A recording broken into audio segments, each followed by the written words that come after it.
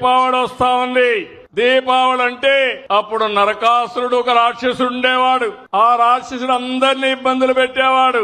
అప్పుడు సాక్షాత్ శ్రీకృష్ణ భగవానుడు సత్యభామతో కలిసి వచ్చి ఆ నరకాసురుడిని చంపి ప్రజల జీవితాల్లో వెలుగులు నింపాడు. అవునా కాదా అని మిమ్మల్ని అడుగుతున్నా.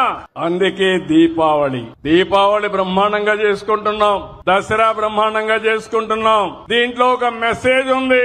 దుష్టుల్ని ఎట్టి పరిస్థితుల్లో ఉపేక్షించకూడదు. నేను అడుగుతున్నా ఇప్పుడు మిమ్మల్ని అందరినీ, 19/2004లో ఏం తమ్ముళ్ళు ఎవరన్నా నవ్వే పరిస్థితిలో ఉన్నారా ఈ రాష్ట్రంలో?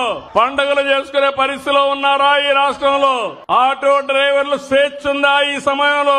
మీటింగులు పెడితే పరదాలు కట్టుకొని వచ్చేవాళ్లు. మేము జల్సాగా 11 కిలోమీటర్లు ఆటో ఎక్కి నేరుగా ఇక్కడికి వచ్చాం. ఎప్పుడన్నా చూశారా ఇలాంటి సంఘటన మీరు?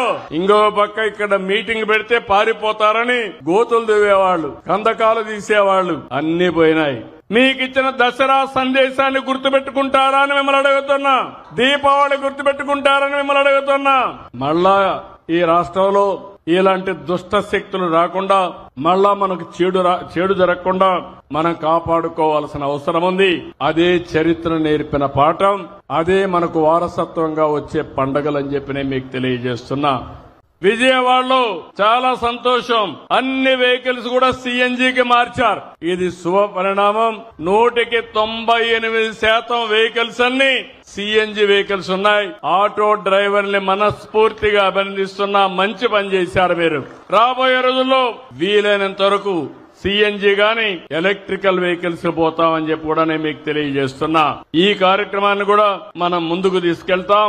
ఇది కాకుండా ఇంకో పక్కన మీరందరూ చూస్తే ఈ రాష్ట్రంలో అందరి ఆరోగ్యం కోసం ఇక్కడే మా ఆరోగ్య శాఖ మంత్రి ఉన్నాడు. యూనివర్సల్ హెల్త్ ఇన్సూరెన్స్ చేశాం.